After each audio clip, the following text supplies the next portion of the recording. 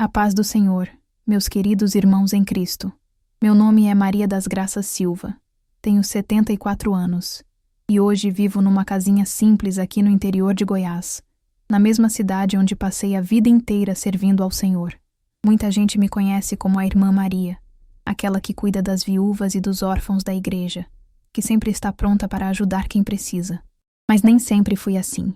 Houve um tempo em que eu mesma precisei ser cuidada, em que minha fé foi provada de um jeito que nunca imaginei ser possível. Quero contar para vocês uma história que aconteceu há 47 anos, lá em 1978, quando eu tinha apenas 27 anos. Sei que muitos de vocês já passaram por perdas dolorosas, já sentiram o peso da solidão, já se perguntaram por que Deus permite certas coisas em nossas vidas. Eu também me fiz essas perguntas. Durante muito tempo, achei que minha vida tinha acabado, que não havia mais propósito para mim neste mundo. Vocês precisam entender o que eu estava vivendo naquela época. Fazia 6 meses que meu marido Joaquim tinha morrido num acidente de trabalho. Ele caiu de um andaime na construção onde trabalhava e não sobreviveu. Mas o que mais me doía não era só a morte dele, irmãos. Era o que aconteceu na noite anterior. A gente tinha discutido feio naquela noite. Joaquim reclamou que eu passava tempo demais na igreja, que eu deixava ele de lado, que parecia que eu amava mais a congregação do que o meu próprio marido. Eu fiquei magoada e respondi com palavras duras. Disse que servir a Deus era minha prioridade absoluta e que ele precisava entender isso.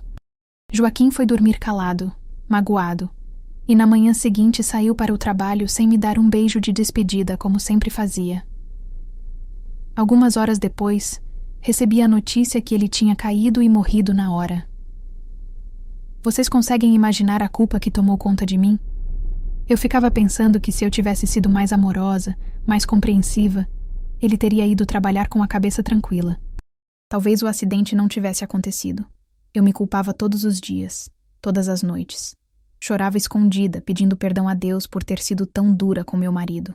E tinha outra coisa que pesava no meu coração como uma pedra. Eu e Joaquim tentamos ter filhos durante 5 anos de casamento.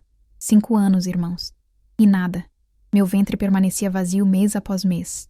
Algumas irmãs da igreja cochichavam pelas minhas costas. Eu ouvia comentários maldosos. Diziam que era castigo de Deus, que eu devia ter algum pecado escondido, que me faltava fé verdadeira. Cada palavra era como uma facada no meu peito. Então, quando Joaquim morreu, eu fiquei sozinha no mundo. Sem marido, sem filhos, carregando uma culpa que parecia me esmagar. A única coisa que me mantinha de pé era servir na igreja. Eu era zeladora da Assembleia de Deus do nosso bairro. Cuidava da limpeza do templo, preparava tudo para os cultos. Varrer aquele chão, limpar os bancos, arrumar as Bíblias tinha se tornado minha forma de orar, de processar minha dor, de me sentir útil quando tudo o mais parecia sem sentido. O Brasil naquela época estava sob a ditadura militar. A gente vivia com medo, irmãos. Não podia falar certas coisas, não podia questionar as autoridades. Era um tempo difícil, de muita opressão e violência. Aqui no interior as coisas eram mais calmas que nas capitais. Mas mesmo assim a gente sentia o clima pesado no ar. Nossa igreja era pequena, mas fervorosa. O pastor Eliezer era um homem sério, de uns 48 anos, muito respeitado por todos. Tinha a voz grave e falava com autoridade sobre a palavra. Dona Teresa era a líder das irmãs, uma mulher de 50 e poucos anos, bem rigorosa, sempre de coque no cabelo e vestido até o tornozelo. O diácono Josué era um homem bom, trabalhador, tinha 4 filhos pequenos e uma esposa chamada Marta. E tinha o irmão Valdeci, um homem negro de uns 40 anos, baixinho, magro, mas com uma fé que contagiava todo mundo. Ele sempre estava sorrindo, sempre tinha uma palavra de ânimo. Eu acordei naquele sábado de manhã com uma sensação estranha no peito, uma inquietação que não conseguia explicar. Levantei cedo, tomei um café simples com pão e manteiga e decidi ir para a igreja antes do horário normal. Não sei explicar direito, mas sentia que precisava estar lá. As ruas ainda estavam vazias quando saí de casa. O sol começava a clarear o céu, mas ainda fazia um friozinho gostoso daquela manhã de inverno goiano. Eu caminhei as 3 quadras até a igreja, abrindo o portão de ferro que sempre rangia, subindo os 5 degraus da entrada destravando a porta pesada de madeira. O silêncio dentro do templo era profundo. Cheirava a madeira velha e flores murchas do culto de quarta-feira. Eu acendi as luzes, peguei a vassoura no quartinho dos fundos e comecei a varrer pelo corredor central. Minha mente estava cheia de pensamentos sobre Joaquim, sobre o filho que nunca tive, sobre o futuro vazio que se estendia à minha frente. Eu varria e chorava baixinho, conversava com Deus entre lágrimas, perguntava qual era meu propósito naquela vida. Fui varrendo devagar em direção ao altar. Era ali que eu sempre terminava a limpeza. O altar da nossa igreja era simples, feito de madeira escura, com uma toalha branca bordada pelas irmãs. Eu estava perdida nos meus pensamentos quando de repente ouvi um som estranho. Era um gemido, baixo, abafado, mas era um gemido de dor vindo de algum lugar ali perto. Eu parei com a vassoura no ar, o coração começando a bater mais rápido. Pensei que estava imaginando coisas. Mas então o som se repetiu, mais claro dessa vez. Um gemido de sofrimento vindo de debaixo do altar. Antes de terminar, preciso pedir desculpas a vocês, meus irmãos. Os fatos que vou contar aconteceram há tanto tempo que é possível que eu confunda algumas datas ou pequenos detalhes. A memória de uma mulher de 74 anos não é mais tão afiada quanto antes. Mas os pontos importantes, os momentos que mudaram minha vida para sempre, esses eu lembro com uma clareza que parece que foi ontem. Cada palavra, cada sentimento, cada decisão que tomei naqueles dias está gravado no meu coração, como se fosse fogo. Então me perdoem se algum detalhe pequeno não estiver exatamente como foi, mas confiem que o essencial da história é a mais pura verdade. Minhas pernas tremiam quando me abaixei devagar, com o coração batendo tão forte que parecia que ia sair pela boca. Coloquei as mãos no chão frio da igreja e inclinei a cabeça para olhar debaixo do altar. A princípio não vi nada além de sombras, mas então meus olhos se acostumaram com a escuridão e eu vi. Um homem. Estava encolhido ali embaixo, todo sujo de sangue, a camisa encharcada de vermelho na região da barriga. O rosto dele estava pálido como cera, os lábios rachados, e ele tremia de febre. Quando percebeu que eu estava olhando, ele virou a cabeça devagar na minha direção, e nossos olhos se encontraram. Vi um desespero tão profundo naqueles olhos que meu coração apertou. Eu levei um susto tão grande que caí sentada no chão, a vassoura batendo com estrondo nas tábuas de madeira. Minha primeira reação foi gritar e correr dali, mas algo me segurou. Não sei se foi o Espírito Santo ou simplesmente a compaixão que Deus colocou no coração humano, mas eu não consegui sair correndo e deixar aquele homem ali morrendo. Me arrastei mais para perto, com as mãos tremendo, e perguntei baixinho quem era ele e o que tinha acontecido. O homem tentou falar, mas só saiu um sussurro rouco que eu mal conseguia entender. Ele disse, por favor, pediu ajuda, e então fechou os olhos como se estivesse prestes a desmaiar de novo. Fiquei ali parada não sei por quantos segundos, minha mente girando sem parar tentando decidir o que fazer. A parte racional do meu cérebro gritava para chamar a polícia imediatamente. Um homem ferido escondido na igreja, coberto de sangue, obviamente fugindo de alguma coisa. Mas havia outra voz dentro de mim, mais baixa, mas mais forte, que dizia para não abandonar aquele homem moribundo sem ao menos tentar ajudar. Levantei correndo e fui até o quartinho da sacristia. Peguei um pano limpo que a gente usava para limpar os bancos e voltei correndo. Me abaixei de novo e estendi o pano para ele, dizendo que ia buscar ajuda, que ia voltar, que ele precisava aguentar firme. O homem pegou o pano com as mãos que tremiam tanto que mal conseguiu segurar, e seus olhos me olharam com uma gratidão tão grande que quase me fez chorar ali mesmo. Saí correndo da igreja sem nem trancar a porta. Minhas sandálias batiam no asfalto enquanto eu corria pelas ruas que começavam a acordar. Alguns vizinhos já estavam abrindo as janelas, colocando roupa no varal, varrendo a calçada. Eles me olharam com surpresa ao me ver correndo daquele jeito, mas eu não parei para dar explicações. A casa do pastor Eliezer ficava a 2 quadras da igreja, numa rua de terra batida. Era uma casa simples de tijolos aparentes, com um quintal cheio de galinhas e um pé de manga na frente. Bati na porta com tanta força que machuquei os nós dos dedos.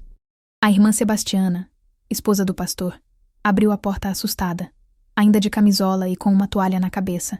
Ela me perguntou o que tinha acontecido, e eu mal conseguia falar direito de tanto que estava ofegante. Pedi pelo pastor. Disse que era urgente, que tinha um homem morrendo na igreja.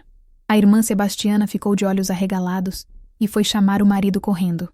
O pastor Eliezer apareceu colocando uma camisa por cima da calça e os cabelos grisalhos ainda despenteados do sono. Ele me olhou sério e perguntou o que estava acontecendo. Eu expliquei aos tropeços que tinha encontrado um homem gravemente ferido escondido debaixo do altar, que ele estava sangrando muito, que parecia estar morrendo, que eu não sabia o que fazer. O pastor ficou em silêncio por alguns segundos, o rosto dele mostrando preocupação. Então ele pegou as chaves da igreja que eu tinha deixado na fechadura quando saí correndo, mandou a esposa ficar em casa orando e saiu comigo de volta para o templo. A gente caminhou rápido pelas ruas, quase correndo. O pastor não falava nada, mas eu via que ele estava pensando, processando, tentando entender o que aquilo tudo significava. Quando chegamos na igreja, ele entrou na frente, olhou em volta com cuidado como se esperasse alguma armadilha, e então foi direto até o altar. Ele se abaixou devagar, olhou para debaixo da estrutura de madeira, e eu vi seu corpo ficar tenso. Ficou ali parado por uns instantes só olhando, e então se virou para mim e disse que a gente precisava tirar aquele homem dali para ver direito o estado dele. Perguntou se eu tinha coragem de ajudar. Eu disse que sim, mesmo com as pernas tremendo. A gente se abaixou dos dois lados do altar e começou a puxar o homem com cuidado. Ele era pesado e estava quase inconsciente, então foi difícil. Mas finalmente conseguimos arrastar ele para fora e colocar deitado no chão do altar, debaixo da luz da manhã que entrava pelas janelas. Foi aí que a gente viu direito o estrago. O homem levou um tiro na lateral do abdômen. A camisa estava encharcada de sangue velho e novo. Ele tinha febre alta, a pele queimando de tão quente. Os lábios estavam rachados de desidratação. E tinha algo mais, um cheiro ruim que indicava que a ferida estava começando a infeccionar. O pastor vasculhou os bolsos do homem procurando alguma identificação. Achou uma carteira velha e tirou de lá uma carteira de identidade toda suja de sangue. Ele olhou o documento, ficou pálido e então me mostrou. O nome no documento era Roberto Silva. E foi nesse momento que tudo clicou na minha cabeça. Eu conhecia aquele nome. Todo mundo na cidade conhecia aquele nome. Roberto Silva era o homem que a polícia estava procurando havia 3 semanas. O homem acusado de ter assassinado o coronel Augusto Mendes, um dos fazendeiros mais ricos e poderosos da região. O pastor Eliezer levantou de um pulo, segurando ainda a carteira de identidade na mão. Vi o medo cruzar o rosto dele, aquele tipo de medo que faz a gente querer correr e se esconder. Ele começou a andar de um lado para o outro no altar, a respiração pesada, e então disse que a gente precisava chamar a polícia imediatamente, que não podia se envolver com um assassino, que isso ia destruir a igreja. Eu estava ali parada olhando para o Roberto no chão, agonizando, quase morto, e de repente senti algo se romper dentro do meu peito. Não sei explicar direito, irmãos, mas foi como se Deus tivesse tocado no meu coração naquele exato momento. Coloquei meu corpo entre o pastor e a porta, bloqueando a saída, e disse que a gente não podia simplesmente entregar aquele homem naquele estado. O pastor me olhou como se eu tivesse enlouquecido. Ele disse que Roberto era um assassino, que tinha matado o coronel Augusto a sangue frio, que a justiça precisava ser feita. Mas eu respondi que se a gente entregasse ele para a polícia agora, ele ia morrer antes mesmo de chegar na delegacia. E a gente ia carregar aquela morte na consciência pelo resto da vida. Comecei a falar sobre Jesus, mesmo sabendo que podia parecer loucura. Lembrei o pastor de como nosso Senhor não julgava as pessoas antes de ajudar elas.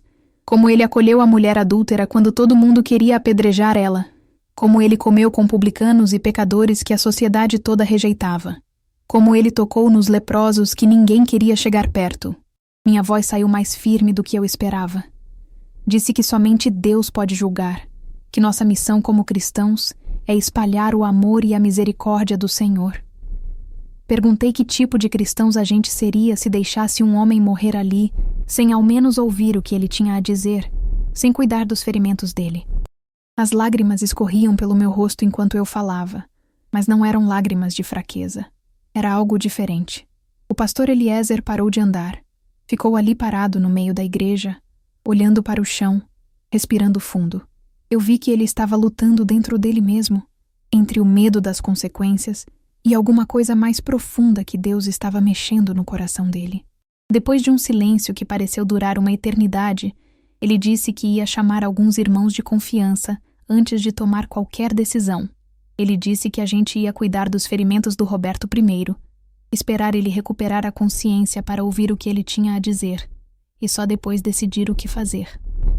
Mas me fez prometer que não ia contar para ninguém além dos irmãos que ele trouxesse.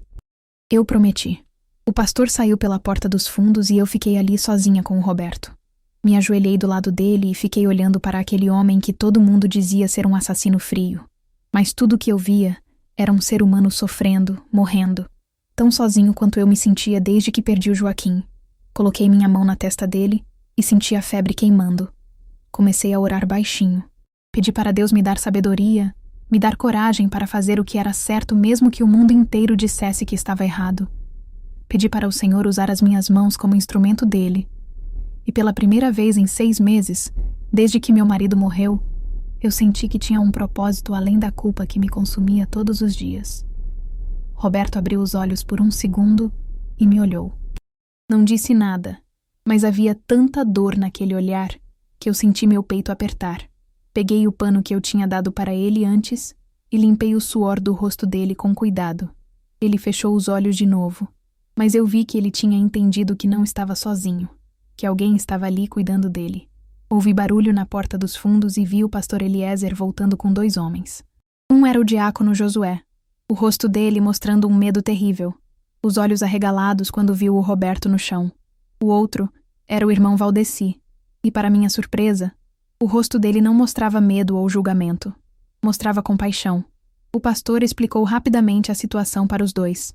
Disse quem era o Roberto, do que ele era acusado, e que tinha acabado de decidir que a gente ia cuidar dele antes de entregar para as autoridades. O diácono Josué ficou mais pálido ainda e começou a falar que isso era loucura, que a gente ia se meter em problema sério, que ele tinha 4 filhos para cuidar e não podia arriscar tudo assim. Foi então que o irmão Valdeci deu um passo à frente e apoiou a mão no ombro do Josué. Com aquela voz calma dele, lembrou a parábola do bom samaritano. Falou como o sacerdote e o levita passaram direto pelo homem ferido na estrada. Mas o samaritano parou para ajudar mesmo sendo estrangeiro, mesmo arriscando a própria segurança. Então, o irmão Valdeci contou uma coisa que eu não sabia. Ele disse que anos atrás o irmão dele tinha sido assassinado num assalto, morto a facadas numa noite escura, e que durante muito tempo ele ficou consumido pelo ódio, pela vontade de vingança, pela raiva contra os assassinos. Mas foi só quando ele aprendeu a perdoar, quando entregou aquela dor nas mãos de Deus, que ele conseguiu continuar vivendo. As palavras do irmão Valdeci caíram naquela igreja como chuva em terra seca. Até o diácono Josué, com todo o medo que sentia, ficou quieto ouvindo. O pastor Eliezer olhou para mim, depois para o Valdeci, depois para o Roberto no chão, e então disse que a decisão estava tomada. A gente ia cuidar dele. Os homens pegaram o Roberto com cuidado e levaram ele para a salinha dos fundos da igreja, onde tinha um sofá velho que a gente usava quando alguém passava mal durante o culto. Deitaram ele ali e eu fui buscar água limpa, panos, tudo que podia precisar. Meu coração batia forte, mas não era mais medo. Era uma certeza estranha de que eu estava fazendo exatamente o que Deus queria que eu fizesse naquele momento. Comecei a cuidar do Roberto com as mãos tremendo, mas determinadas. Pedi para o pastor ferver água enquanto eu rasgava os panos limpos em tiras. Tinha aprendido algumas coisas básicas de enfermagem quando cuidei do Joaquim nos últimos meses de vida dele, quando ele estava doente de uma bronquite forte antes do acidente. Nunca imaginei que ia usar esse conhecimento para cuidar de um fugitivo dentro da igreja. Removi a camisa ensanguentada do Roberto com cuidado, tentando não machucar mais. O ferimento era horrível de ver, irmãos. Um buraco na lateral do abdômen, todo inchado e vermelho em volta, com pus começando a se formar. Mas olhando bem, percebi que ele tinha tido sorte dentro do azar. O tiro atravessou a lateral sem pegar nenhum órgão vital, aparentemente. Se tivesse sido alguns centímetros para o lado, ele já estaria morto. Limpei o ferimento com água fervida, o Roberto gemendo baixinho de dor, mesmo estando quase inconsciente.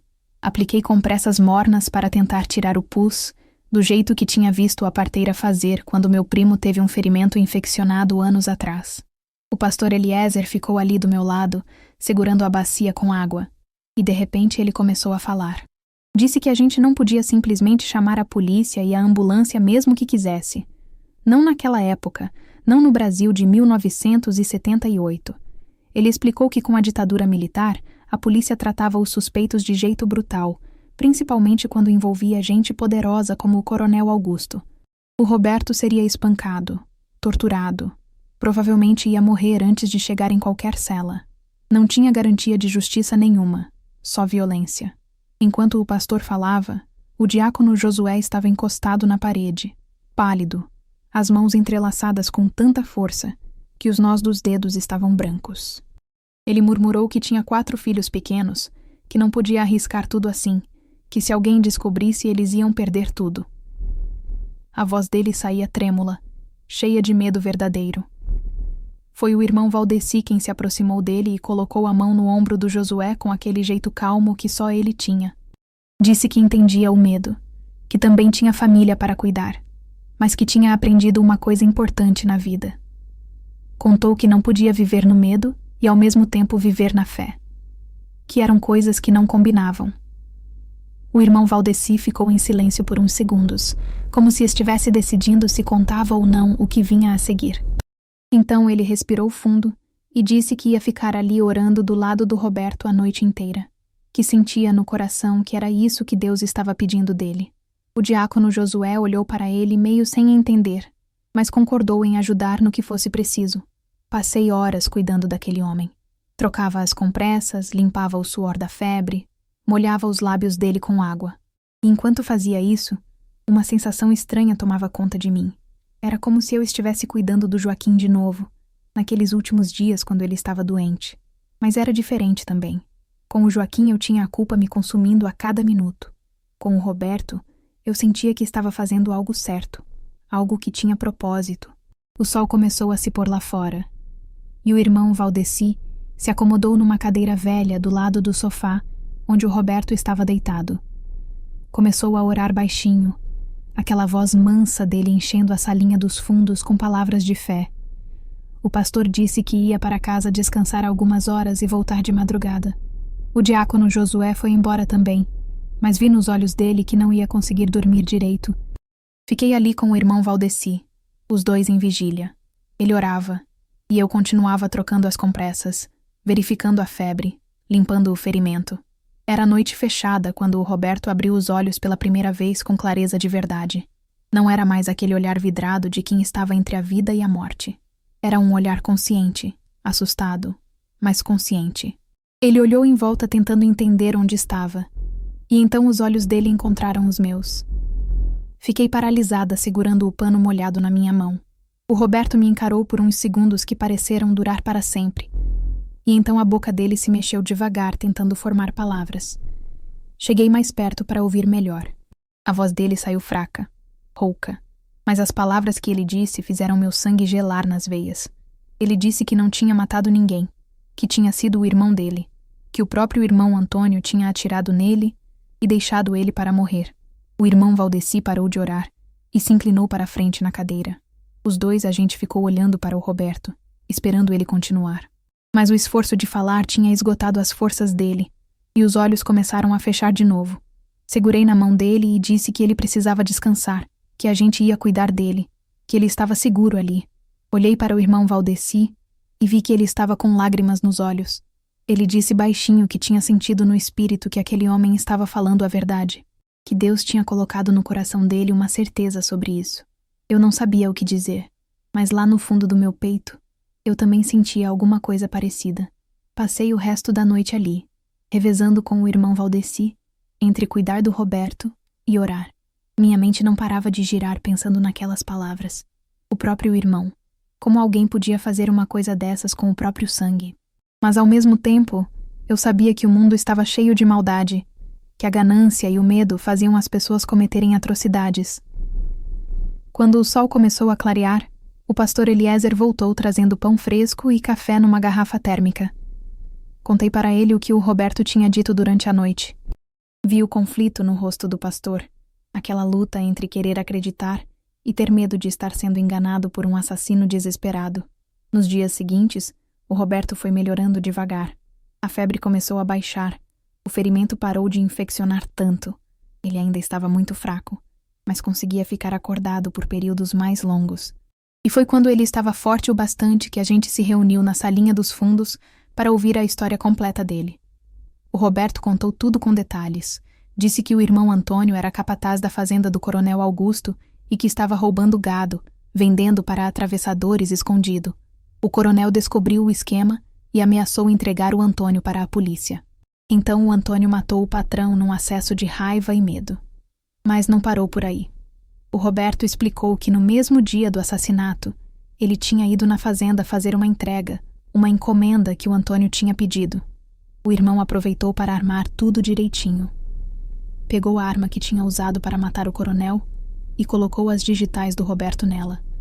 Espalhou mentiras dizendo que os dois tinham brigado. Plantou testemunhas falsas. Quando o Roberto descobriu a armação e foi confrontar o irmão, o Antônio não hesitou. Atirou no próprio irmão ali na mata e deixou ele sangrando para morrer entre as árvores. O Roberto disse que se arrastou por mais de 2 quilômetros durante a noite inteira. A dor era tanta que ele desmaiava e acordava, desmaiava e acordava. Conseguiu chegar na igreja porque a mãe dele tinha sido membro ali anos atrás, antes de falecer. Ele conhecia o lugar.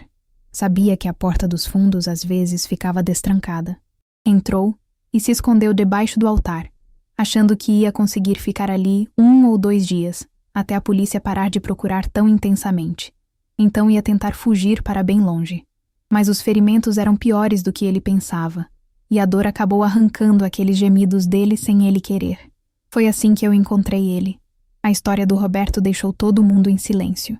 O pastor Eliezer ficou andando de um lado para o outro da salinha, com a mão na testa, claramente lutando com 1000 pensamentos ao mesmo tempo. O diácono Josué estava encostado na parede, mais pálido do que nunca, balançando a cabeça devagar como quem não acredita no que está ouvindo. E o irmão Valdeci continuava sentado na cadeira velha, os olhos fixos no Roberto, como se estivesse enxergando direto na alma dele. Eu estava ajoelhada do lado do sofá onde o Roberto estava deitado, ainda segurando o pano que tinha usado para limpar o ferimento dele. Meu coração batia forte porque de alguma forma eu sabia, lá no fundo da minha alma, que ele estava falando a verdade. Não sei explicar como, irmãos, mas era uma certeza que vinha de um lugar mais profundo que a razão. O pastor Eliezer parou de andar e perguntou direto para o Roberto como a gente podia ter certeza de que ele não estava só inventando uma desculpa desesperada. Afinal, todo criminoso preso diz que é inocente, que foi armação, que a culpa é de outra pessoa. Como saber se o Roberto não era só mais um mentiroso tentando salvar a própria pele? O Roberto olhou para o pastor com aqueles olhos cansados e disse que não tinha como provar nada ali deitado naquele sofá.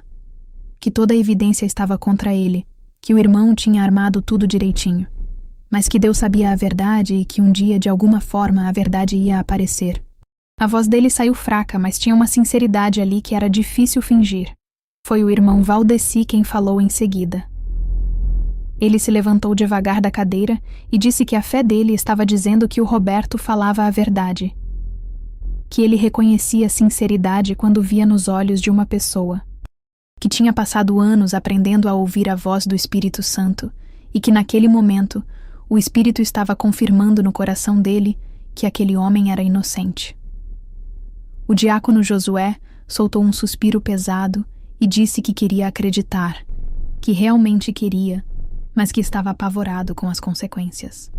Que se a gente mantivesse o Roberto escondido e depois descobrisse que ele tinha mentido, todos iam para a cadeia como cúmplices de assassino. Que ele tinha 4 filhos pequenos que dependiam dele, que a Marta dependia dele. Não podia arriscar tudo assim.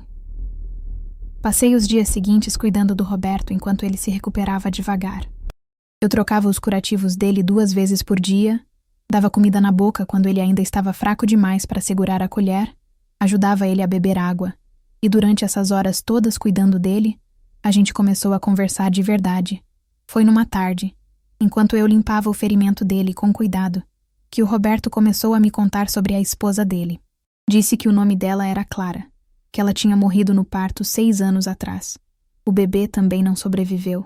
Ele contou que naquele dia perdeu tudo o que tinha de mais precioso no mundo, que a dor foi tão grande que ele se afastou completamente de Deus. Disse que não conseguia mais entrar numa igreja, não conseguia mais orar, não conseguia mais acreditar num Deus que permitia uma coisa tão cruel. A Clara era uma mulher de fé, cheia de vida, animada com a chegada do primeiro filho. E de repente ela se foi, levando o bebê junto. O Roberto contou que passou 6 anos vivendo vazio, trabalhando como entregador só para ter o que comer, mas sem sentir nada, sem ter propósito nenhum. As lágrimas escorriam pelo rosto dele enquanto falava, e eu senti meu peito apertar. Porque eu entendia aquela dor, irmãos. Eu entendia o que era perder alguém e se culpar por isso. O que era sentir que Deus tinha abandonado você. Então, pela primeira vez, desde que o Joaquim morreu, eu contei para alguém sobre a discussão que a gente teve na noite antes do acidente.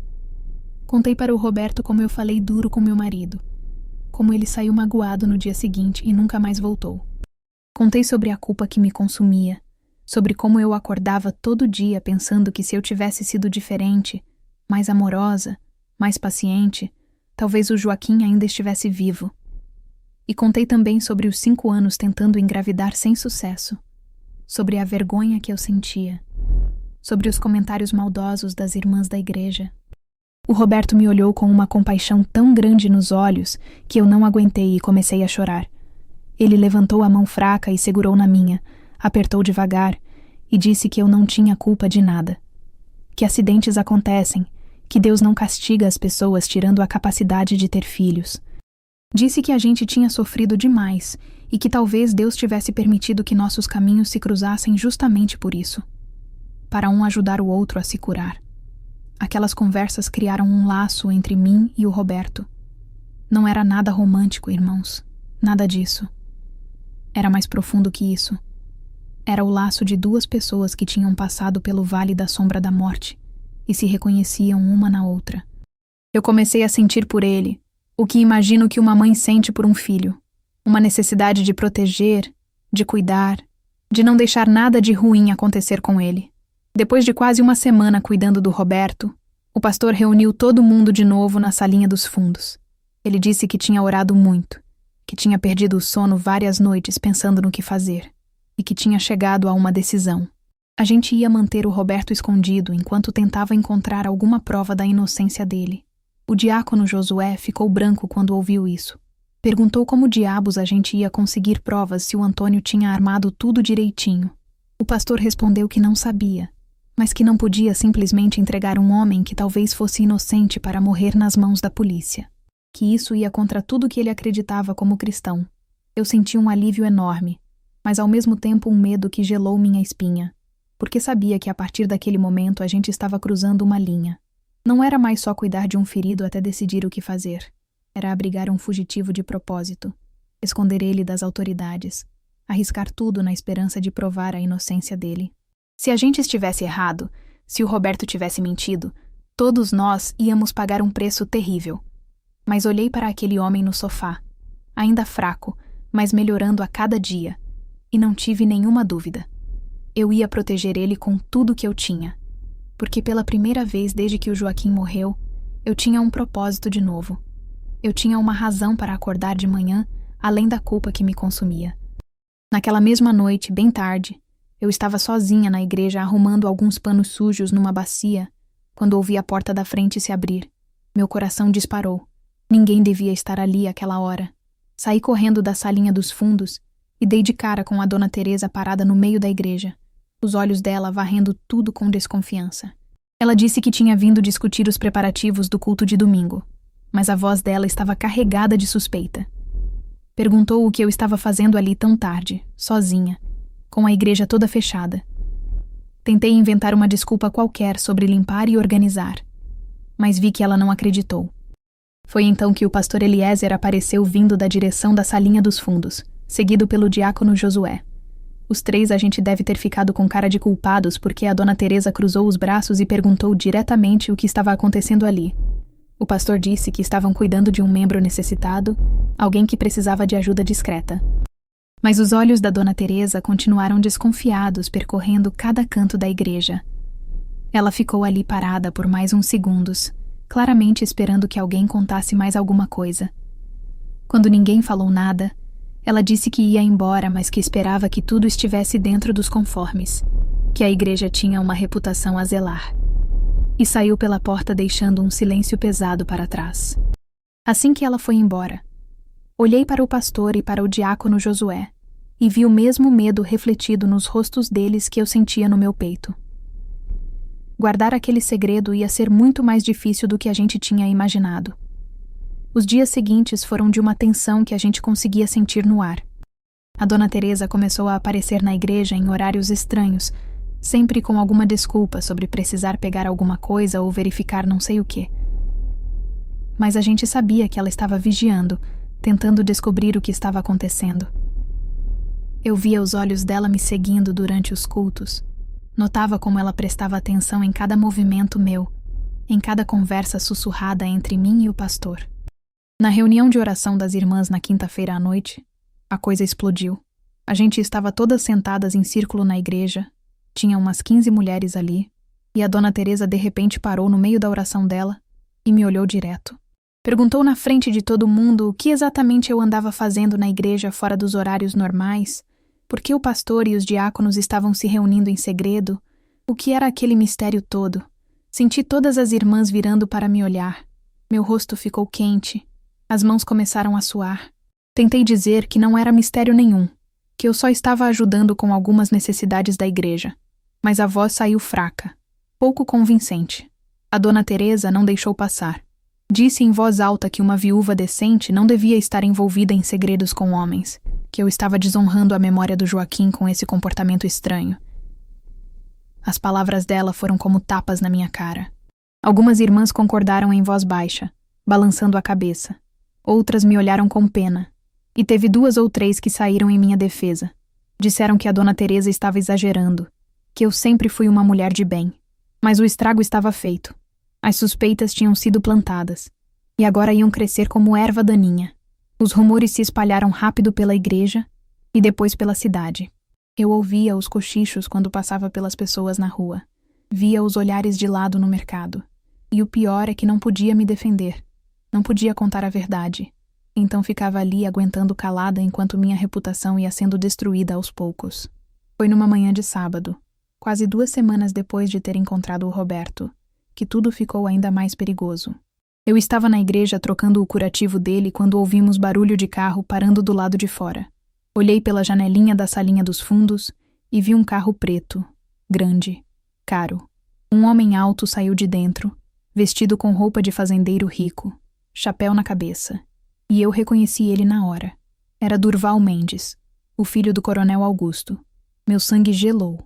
Cobri o Roberto rapidamente com um lençol velho e saí correndo para a área principal da igreja. O Durval já estava entrando. Não tinha nem batido na porta.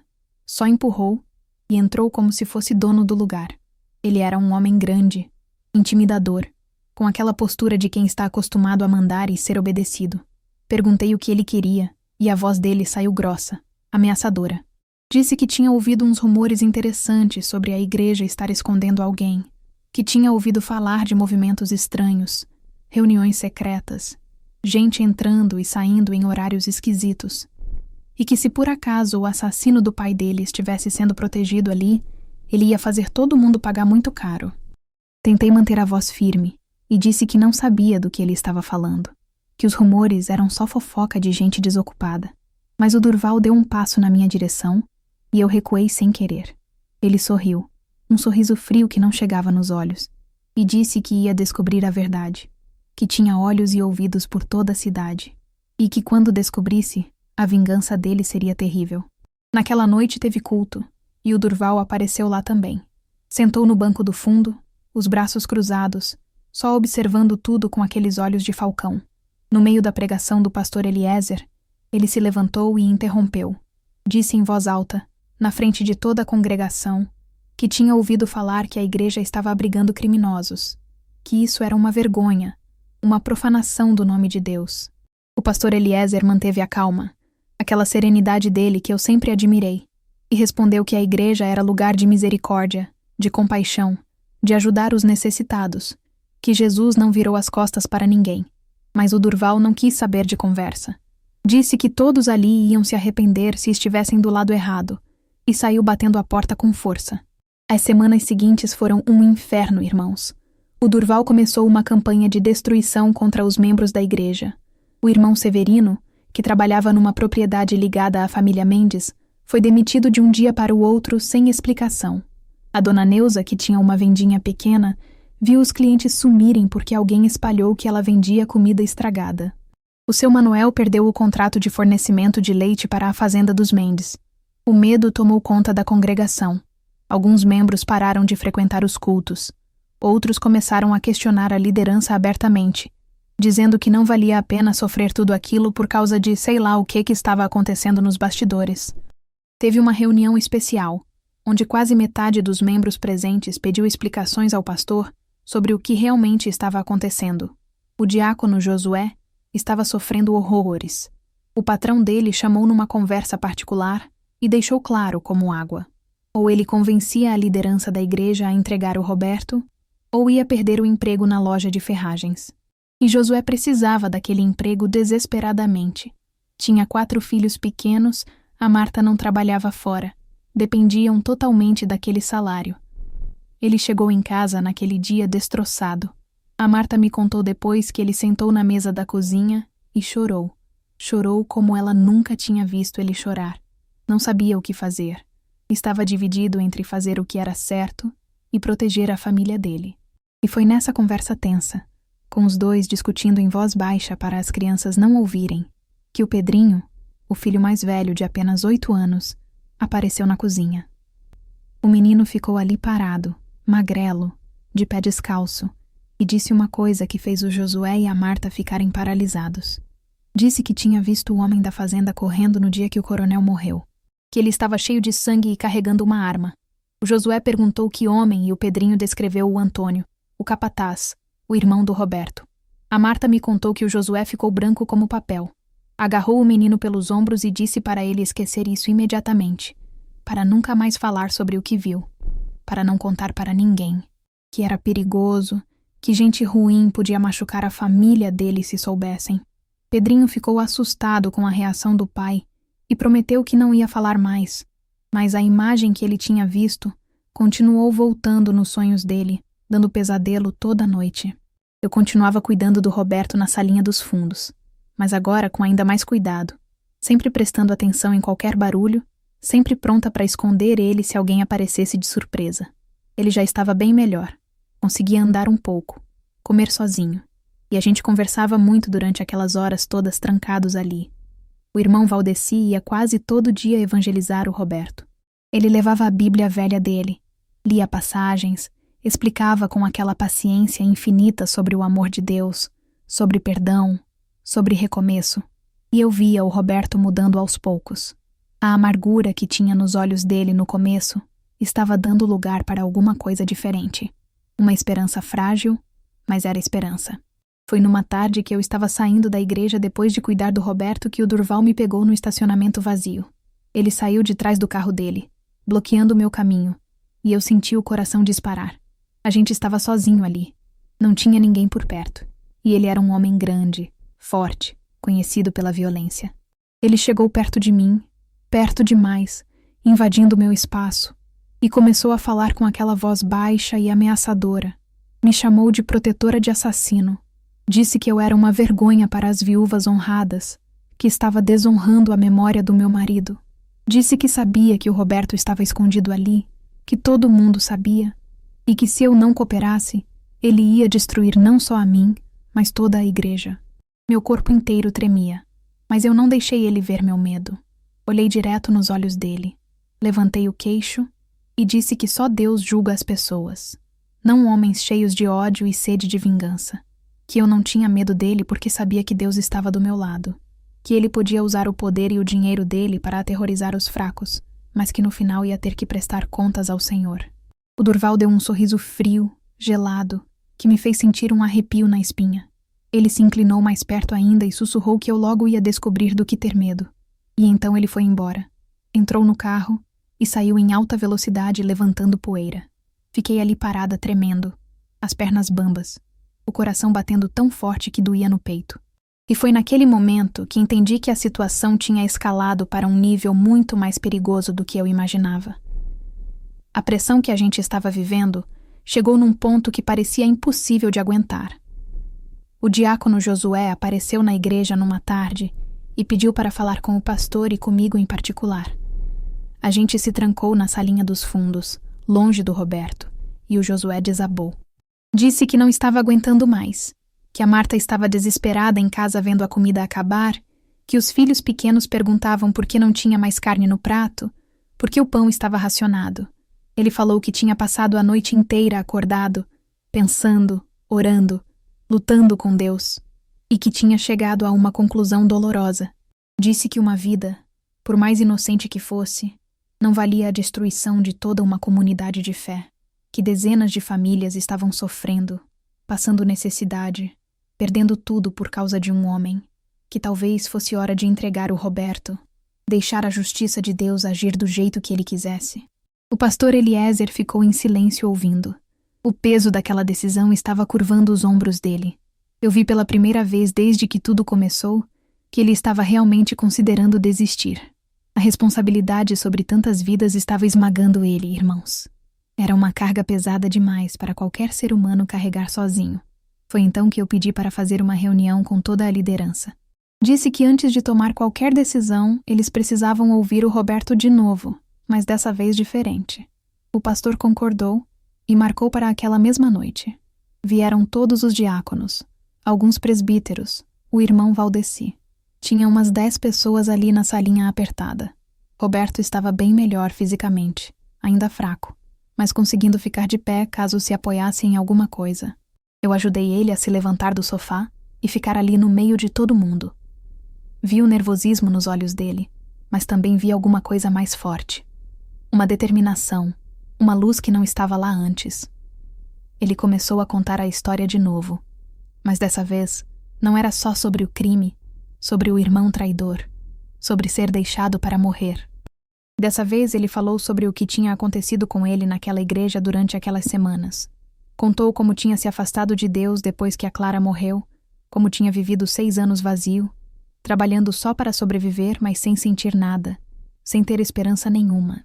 E então, com a voz vibrando de emoção, ele disse que quando acordou debaixo daquele altar, ferido e agonizando, ele tinha certeza que ia morrer ali sozinho e perdido, mas que Deus usou as mãos de uma viúva quebrantada para cuidar dele. Usou as palavras de um homem simples como o irmão Valdeci para evangelizar ele. Usou a coragem de um pastor para proteger ele quando seria mais fácil entregar. O Roberto chorava enquanto falava, as lágrimas escorrendo pelo rosto magro dele. Disse que pela primeira vez em 6 anos, ele tinha sentido o amor de Deus de novo, mas não através de palavras bonitas ou pregações eloquentes. Tinha sentido através das mãos que limpavam seus ferimentos, através da comida dada na boca quando ele estava fraco demais, através da paciência de pessoas que arriscavam tudo para dar uma chance a um estranho. Então, ele fez uma coisa que ninguém esperava. Se ajoelhou ali no chão, fraco como estava, e pediu perdão por ter trazido tanto sofrimento para aquelas pessoas. Disse que se a decisão fosse entregar ele para salvar as famílias da igreja, ele aceitava. Que pelo menos ia morrer sabendo que tinha reencontrado Deus antes do fim. O irmão Valdeci não aguentou. Se jogou no chão do lado do Roberto e abraçou ele, chorando também. Disse que não ia permitir que ele se entregasse para morrer injustamente, que Deus não tinha salvado a vida dele só para ser desperdiçada nas mãos de homens violentos. Eu olhei em volta e vi lágrimas nos olhos de todos os homens ali. Até os que tinham vindo determinados a votar pela entrega do Roberto estavam abalados. E foi nesse momento que eu senti que precisava falar também, que precisava revelar coisas que nunca tinha contado para ninguém, além do próprio Roberto. Comecei a falar sobre a última noite com o Joaquim, sobre as palavras duras que eu disse, sobre a culpa que me consumiu desde então. Contei na frente de todo mundo como eu acordava todo dia me perguntando se eu era culpada pela morte do meu marido. E contei sobre os 5 anos tentando engravidar, sobre a vergonha que eu sentia, sobre achar que Deus tinha me rejeitado de alguma forma. Minha voz saía embargada, mas eu continuei. Disse que durante muito tempo eu não entendia por que Deus tinha permitido que eu ficasse viúva e sem filhos. Mas que agora eu entendia. Se eu tivesse filhos, não estaria sozinha naquela manhã de sábado na igreja. Se o Joaquim estivesse vivo, talvez a gente não morasse mais perto da igreja.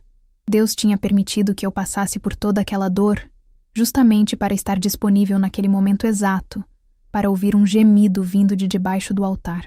Disse que se a gente desistisse do Roberto agora, eu nunca ia me perdoar. Que eu já carregava a culpa de não ter salvado o Joaquim, e que não ia carregar também a culpa de deixar mais uma pessoa morrer quando estava nas minhas mãos fazer alguma coisa.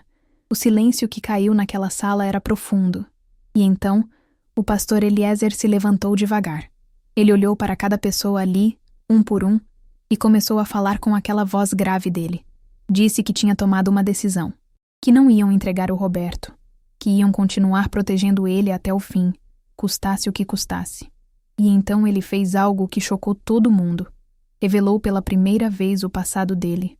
Contou que antes de se converter, ele tinha sido um homem violento, que tinha quase matado alguém numa briga de bar, que tinha passado anos na prisão cumprindo pena, que tinha encontrado Cristo através de um capelão que visitava a cadeia e que aquele homem não desistiu dele mesmo quando todo mundo achava que ele era caso perdido.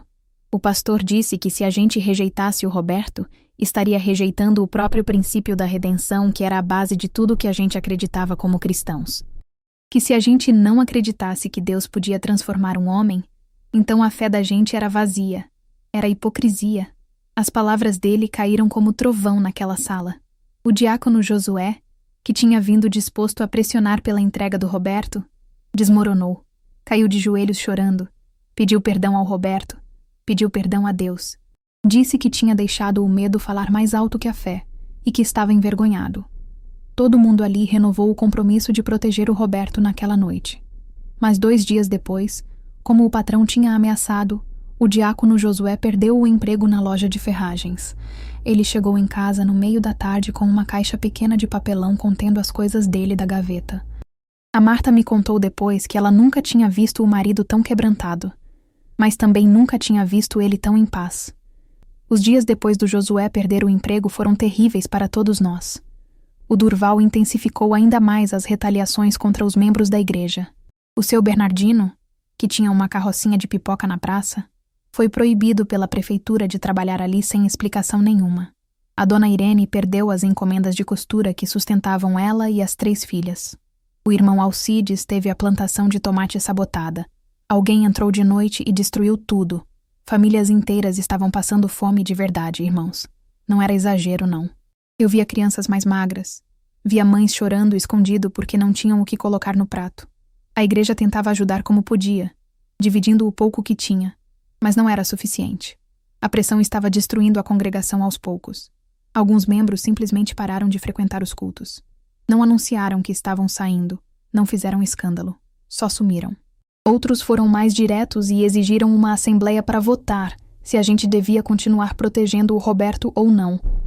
A dona Teresa liderava esse grupo, fazendo discursos inflamados sobre como a liderança estava sendo irresponsável, colocando todo mundo em risco. Eu sofri ataques pessoais quase todo dia. Tinha gente que atravessava a rua quando me via chegando para não ter que cumprimentar.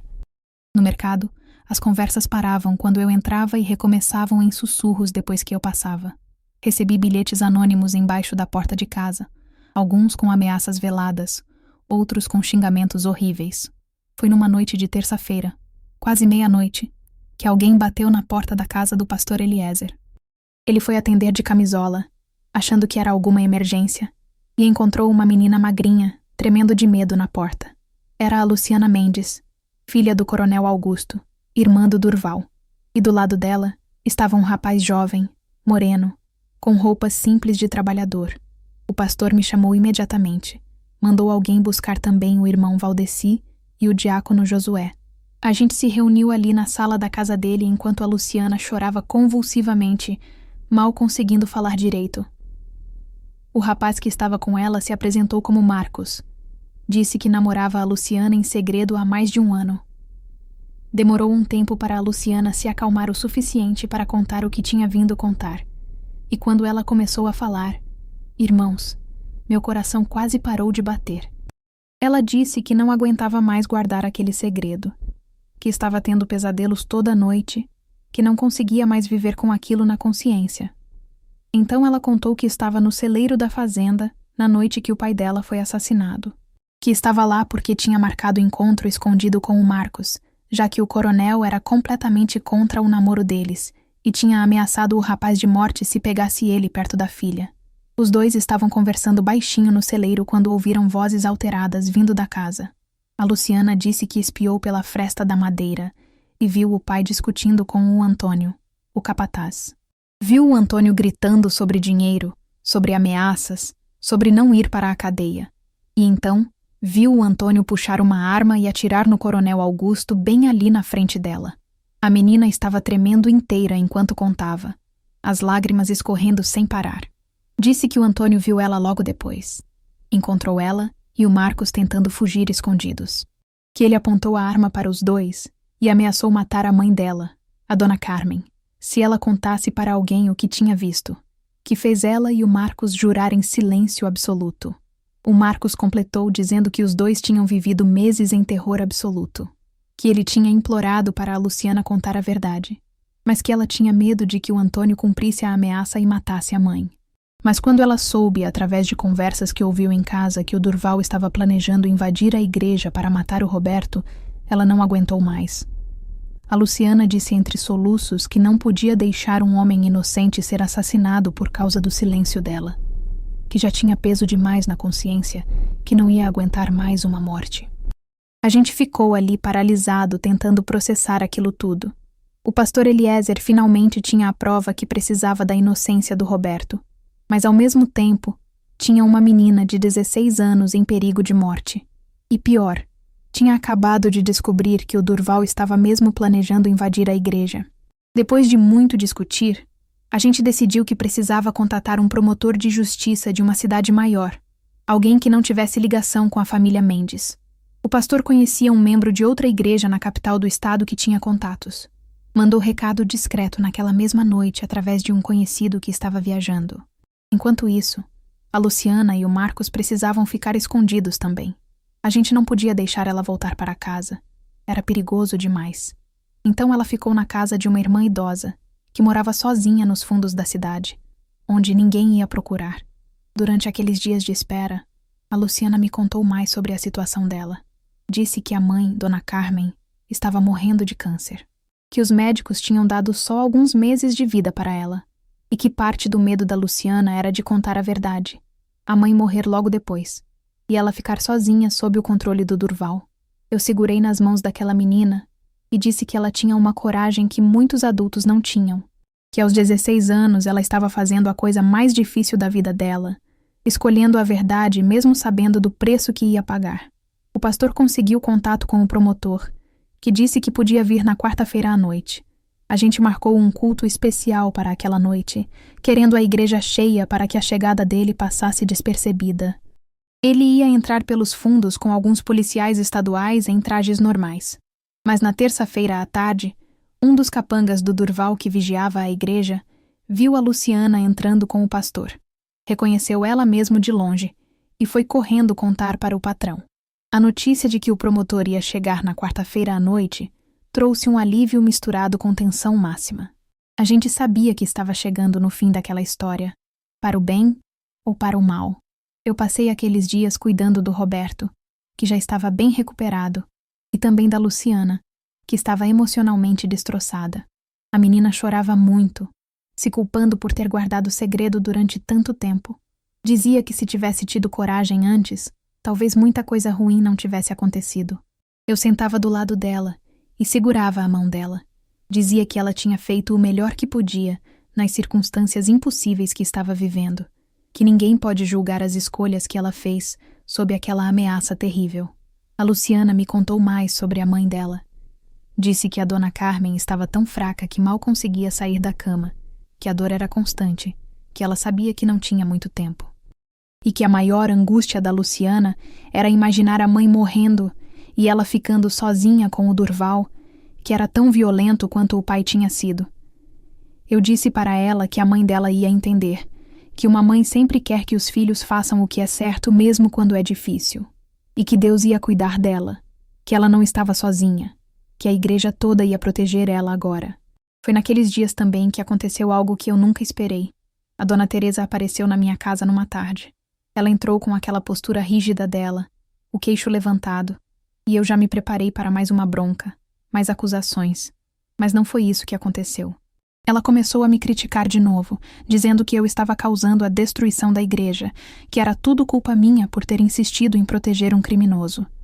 Mas dessa vez, eu não aguentei mais. Estava cansada demais, tinha sofrido demais, e alguma coisa dentro de mim estourou. Perguntei para ela por que ela tinha tanto ódio assim de mim. Por que ela não conseguia ver que tudo o que eu estava fazendo era tentar demonstrar a misericórdia de Deus? Por que ela julgava tanto quando a Bíblia diz claramente para não julgarmos?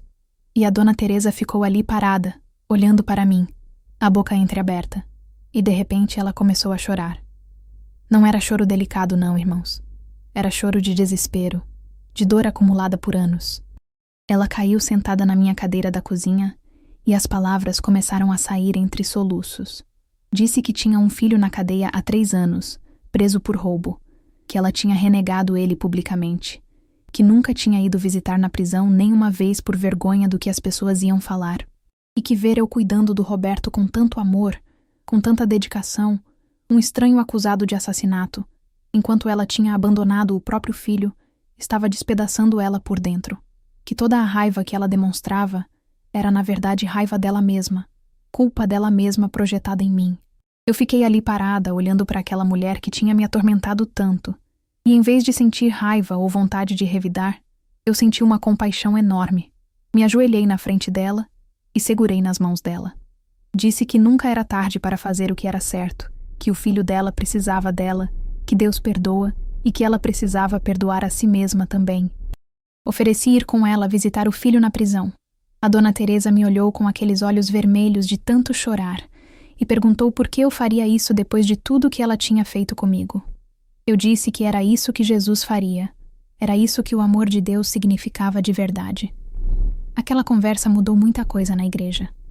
A Dona Teresa parou de liderar a oposição contra a gente.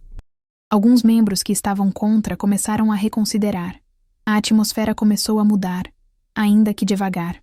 O diácono Josué, que tinha perdido o emprego, veio falar comigo e com o Roberto.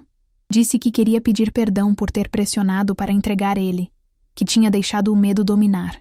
O Roberto abraçou ele e disse que entendia perfeitamente, que não guardava mágoa nenhuma.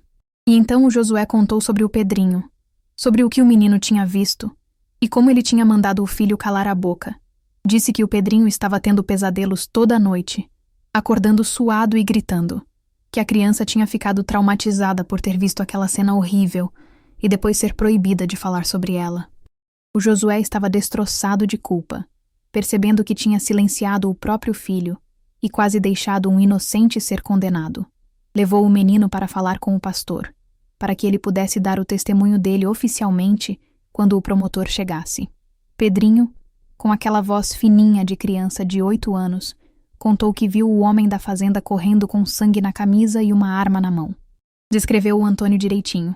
O pastor confirmou com o promotor que ele chegaria na quarta-feira à noite junto com policiais estaduais.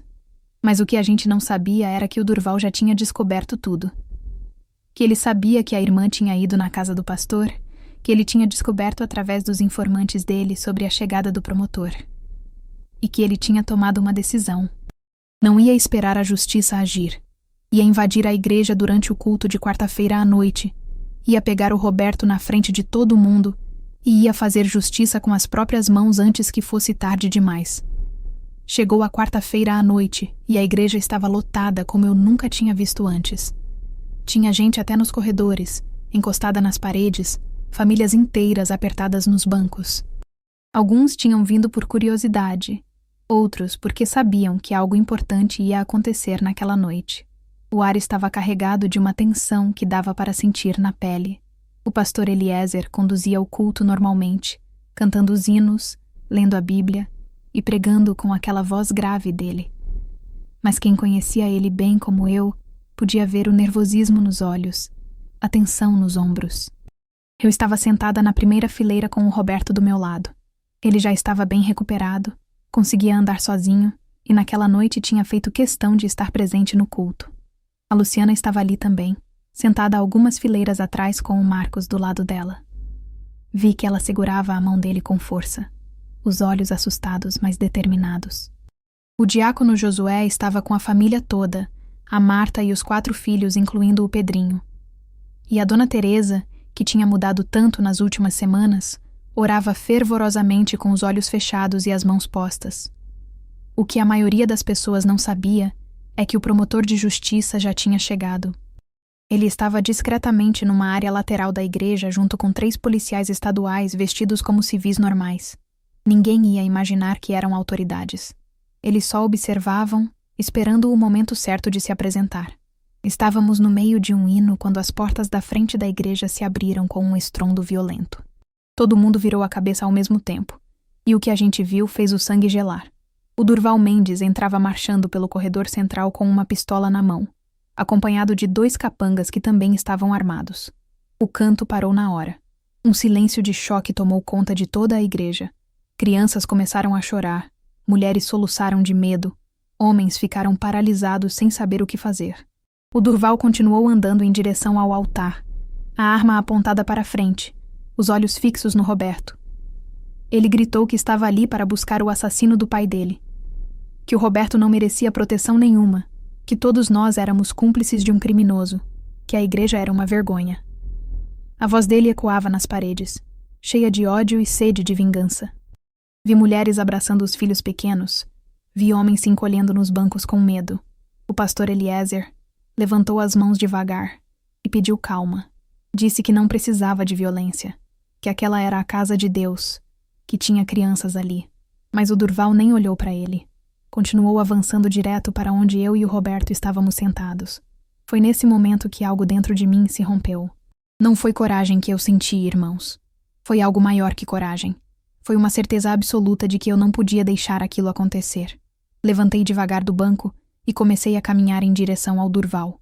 Ouvi o Roberto me chamando baixinho para voltar. Senti as mãos tentando me segurar, mas continuei andando. Coloquei meu corpo entre o Durval e o Roberto. Olhei direto nos olhos daquele homem armado e perigoso e disse com uma voz que nem reconheci como minha que ele não ia derramar mais sangue inocente. Disse que o Roberto não tinha matado ninguém, que ele estava prestes a assassinar um homem inocente dentro da casa de Deus e que eu não ia sair do caminho. O Durval ficou surpreso por alguns segundos, como se não acreditasse que uma viúva franzina estava desafiando ele assim. Então, ele apontou a arma direto para mim. Mandou que eu saísse da frente ou ele ia atirar. Mas eu não me mexi. Olhei para o cano daquela pistola e senti uma paz estranha tomar conta de mim. Disse que se ele queria atirar no Roberto, ia ter que atirar em mim primeiro. Que ia ter que matar uma viúva inocente na frente de dezenas de testemunhas dentro de uma igreja. Perguntei se era isso que ele queria carregar na consciência pelo resto da vida. O pastor Eliezer começou a orar em voz alta. E então, toda a congregação começou a orar junto, vozes se elevando ao mesmo tempo, clamando por misericórdia, pedindo proteção de Deus. Algumas pessoas começaram a cantar hinos, outras choravam orando, e a atmosfera da igreja mudou completamente. Tinha um poder espiritual ali que era quase palpável. O Durval ficou visivelmente perturbado. Acho que ele esperava resistência física, luta, correria. Mas não esperava aquilo. Não esperava uma barreira de oração, uma fortaleza espiritual sendo erguida contra ele. Vi a dúvida cruzar o rosto dele, a arma tremendo levemente na mão. Foi então que o irmão Valdeci se levantou do banco dele e veio ficar do meu lado. Não disse nada. Só ficou ali parado comigo entre o Durval e o Roberto. E então o diácono Josué fez a mesma coisa, mesmo com as mãos tremendo de medo, mesmo com o terror visível no rosto. Um por um, vários membros começaram a se levantar e formar uma barreira humana. O Durval olhou em volta e percebeu que tinha perdido o controle da situação. Não podia atirar em todo mundo ali. E vi pelos rostos dos capangas dele que eles estavam desconfortáveis. Não esperavam ter que massacrar pessoas inocentes numa igreja. Mulheres e crianças orando e chorando. No auge daquela tensão insuportável, com o Durval claramente em conflito sobre o que fazer, uma voz jovem gritou do meio da multidão. Era a Luciana. Ela se levantou do banco onde estava, o rosto molhado de lágrimas, e gritou que o Antônio tinha matado o pai deles, que ela tinha visto tudo, que ela estava lá. Gritou que o Durval estava prestes a matar um inocente e destruir o que restava da família. O silêncio que caiu foi absoluto. Nem as crianças choravam mais. Todo mundo olhava para a menina de 16 anos que acabava de revelar o segredo mais perigoso da vida dela.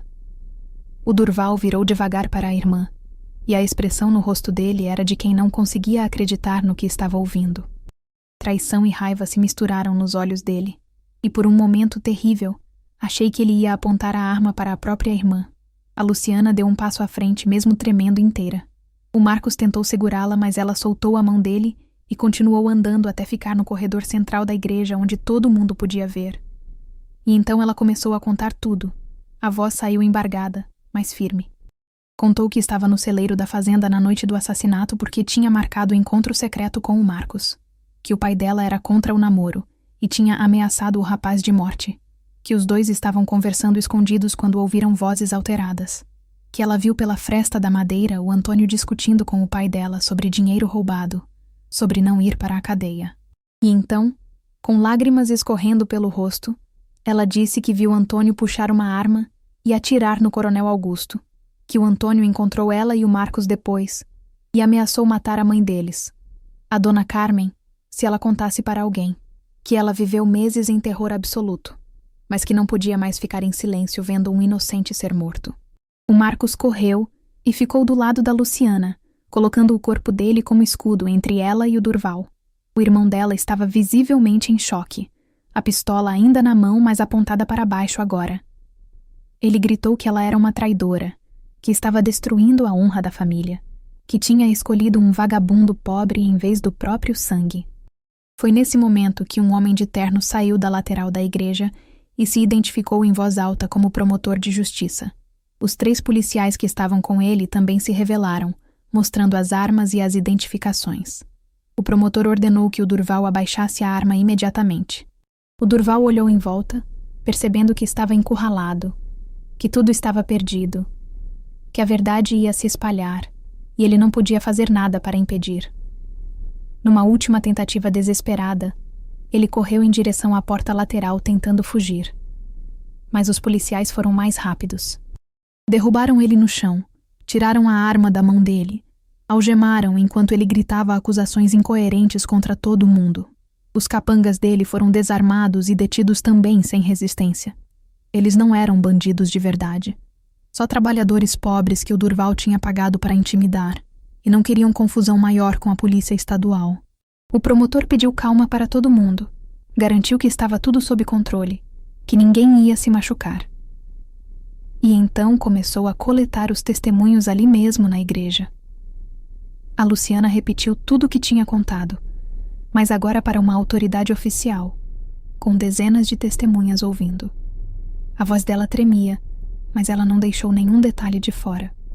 Pedrinho foi chamado na frente, e com aquela vozinha fina de criança de 8 anos, contou que viu o homem da fazenda correndo com sangue na camisa e uma arma na mão. A Marta segurava a mão do filho, chorando de alívio porque finalmente ele podia falar sobre o que tinha visto. Finalmente podia tirar aquele peso dos ombros pequenos dele. O Roberto deu seu testemunho também, contando tudo desde o começo para o promotor. Como o irmão dele era o verdadeiro assassino, como tinha sido incriminado, como tinha sido baleado e deixado para morrer. O promotor ouvia tudo com atenção, fazendo perguntas, anotando detalhes. Quando terminou de ouvir todo mundo, o promotor disse que tinha evidências mais que suficientes para inocentar Roberto de todas as acusações, e que o Durval seria preso por tentativa de homicídio, ameaças, formação de milícia privada e obstrução da justiça. Informou também que já tinha iniciado investigação sobre o Antônio, que sabiam que ele tinha fugido para o Mato Grosso, mas tinha voltado secretamente para a região. A igreja explodiu em choro, em abraços, em orações de gratidão. Eu desmoronei emocionalmente nos braços do pastor Eliezer, toda aquela tensão de semanas finalmente sendo liberada. Chorei como não chorava desde que o Joaquim morreu, mas eram lágrimas diferentes. Eram lágrimas de alívio, de vitória, de gratidão profunda. O Roberto caiu de joelhos no chão da igreja e começou a agradecer a Deus em voz alta. O irmão Valdeci se ajoelhou do lado dele e abraçou ele como um pai abraça um filho. A Luciana estava sendo consolada por várias irmãs que reconheciam a coragem extraordinária dela.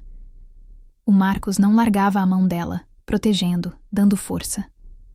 A Dona Teresa veio até mim e me abraçou por um longo tempo, sussurrando pedidos de perdão no meu ouvido.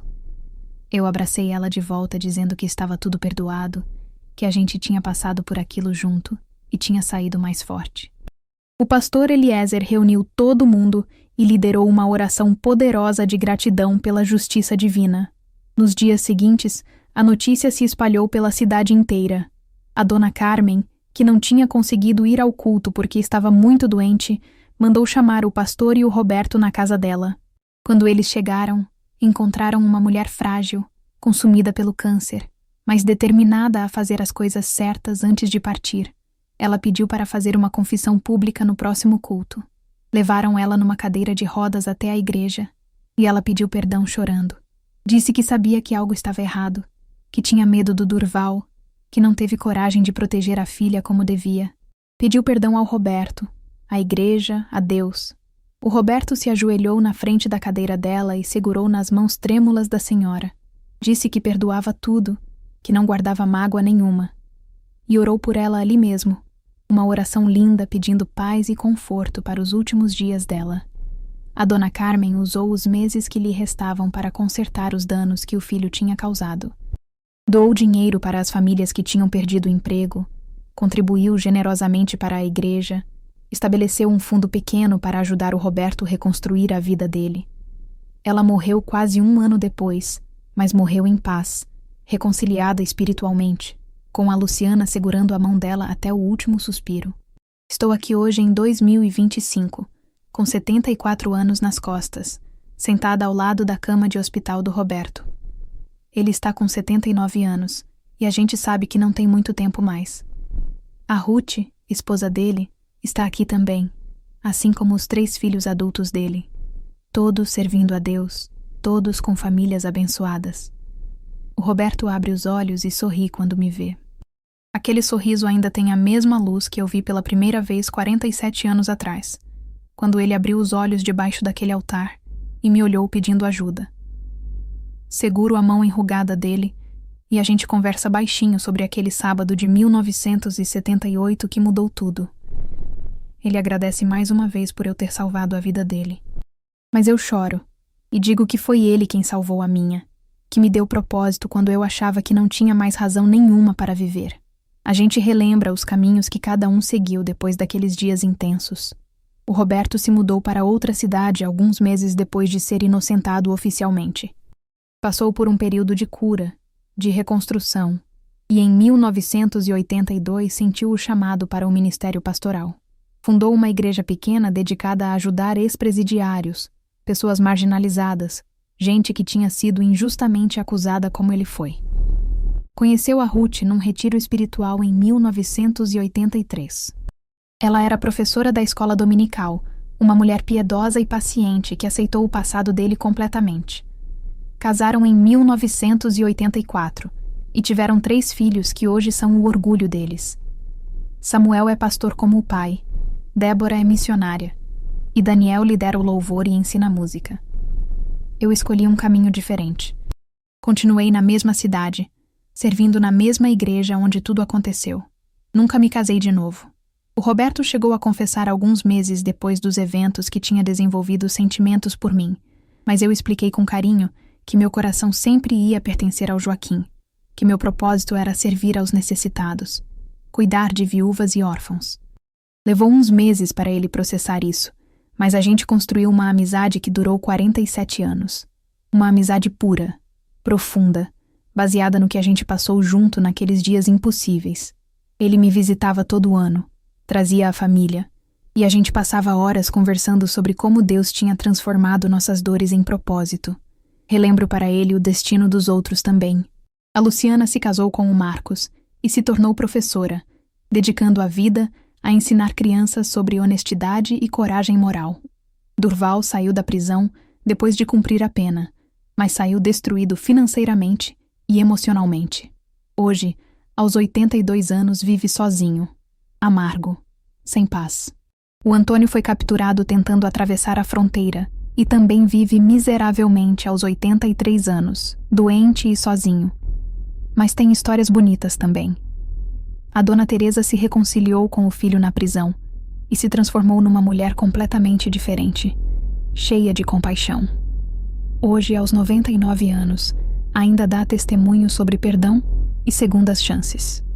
O Josué encontrou trabalho melhor e 3 dos 4 filhos dele se tornaram pastores. Pedrinho virou advogado de defesa e dedica a vida a defender inocentes injustamente acusados.